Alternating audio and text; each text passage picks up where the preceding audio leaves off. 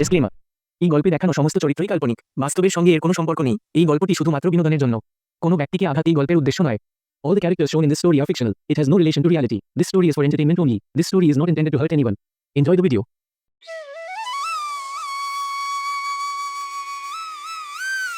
শ্রীকান্ত খুবই ধনী পরিবারের ছেলে। শ্রীকান্ত তার বাবা সুরেশ বাবু ও বড় দাদা বিজয়ের সঙ্গে বাস করে। শ্রীকান্ত, কালকে আমাদের বাড়িতে একটা ছোট খাওয়া দাওয়া আয়োজন আছে। তোকে কিন্তু আসতে হবে অবশ্যই। হ্যাঁ, হ্যাঁ, অবশ্যই যাবো। তুই কলেজে ফার্স্ট হয়েছিস, সেই খুশিতে ট্রিট দিচ্ছিস, আমি অবশ্যই যাবো। শ্রীকান্ত আলিফের বাড়িতে গিয়ে বিরিয়ানি খাই। সেই বিরিয়ানি শ্রীকান্তের খুব ভালো লাগে। বাহ! বিরিয়ানি তো দারুণ হয়েছে। চল শ্রীকান্ত, কলেজের ক্যান্টিনে গিয়ে কিছু খেয়ে নি। আমার খুব খিদে পেয়েছে। হ্যাঁ, তাড়াতাড়ি চল, আমারও খুব খিদে পেয়েছে। আমি তো পাস্তা খাবো। আমি বিরিয়ানি খাবো। আমাদের কলেজে ক্যান্টিনে বিরিয়ানি পাওয়া যায় না, তোকে অন্য কিছু খেতে হবে। তাহলে আমি অন্য দোকানে গিয়ে বিরিয়ানি খেয়ে নেব। আমাদের কলেজের আশেপাশে কোথাও বিরিয়ানি পাওয়া যায় না। তোকে বিরিয়ানি খেতে হলে অনেক দূরে যেতে হবে। সেখান থেকে ফিরতে ফিরতে ক্লাস শুরু হয়ে শেষ হয়ে যাবে। শ্রীকান্ত সেদিন বাধ্য হয়ে পাস্তা খেয়ে নেই। তুই আজকে কি খাবি শ্রীকান্ত? আমি বিরিয়ানি খাবো।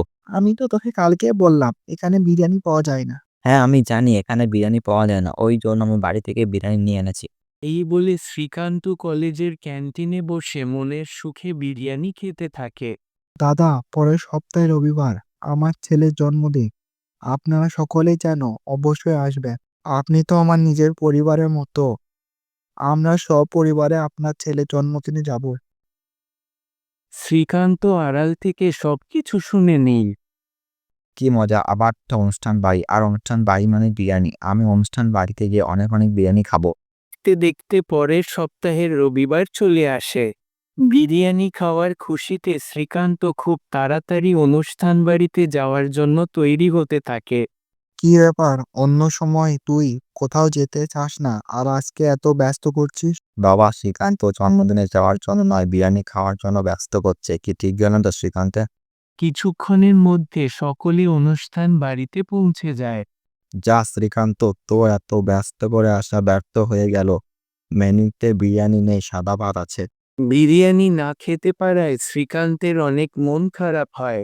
শ্রীকান্ত কোনো মতে খেয়ে সেখান থেকে বেরিয়ে একটা বিরিয়ানির দোকানে গিয়ে বিরিয়ানি খেয়ে নেয়।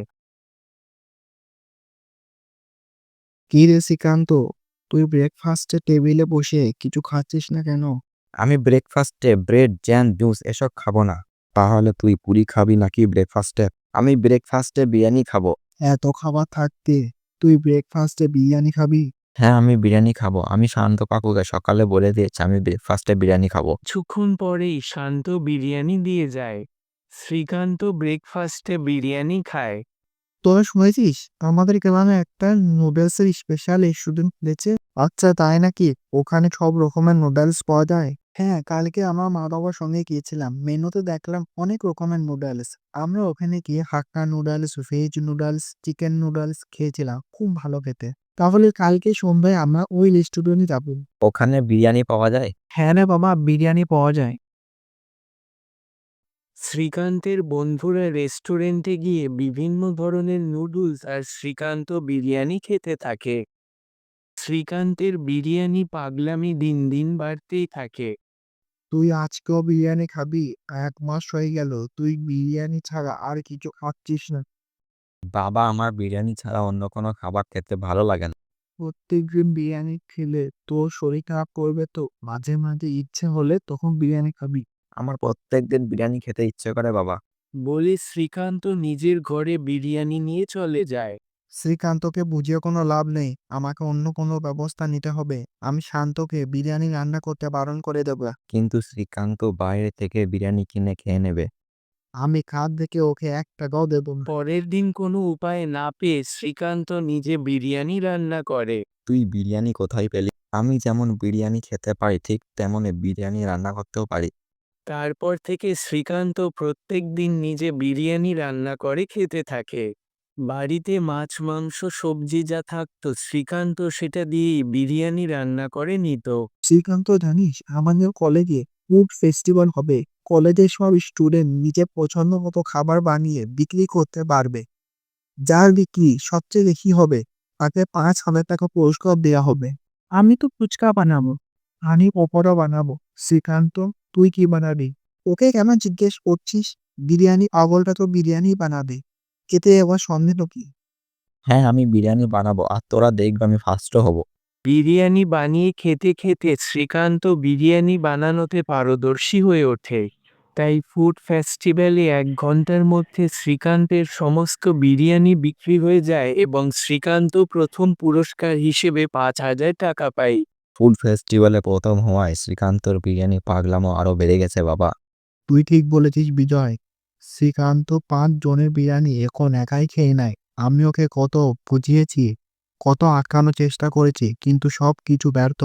এটা তো দেখে মনে হচ্ছে একটা খাদ্য মেলা। এখানে লেখাও আছে এখানে ফ্রিতে খাবার টেস্ট করতে দেওয়া হয়।